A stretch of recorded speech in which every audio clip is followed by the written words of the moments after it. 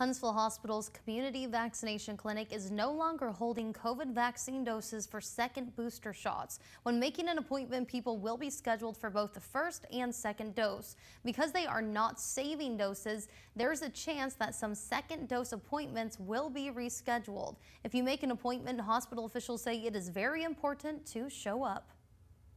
We know that the vaccines are in a super cold freezer. We have to unthaw them. So we're only unthawing the amount that we need, so we don't want to waste anything. To prevent wasting any doses towards the end of the day, pharmacists are waiting to draw up vaccines until the person being vaccinated arrives.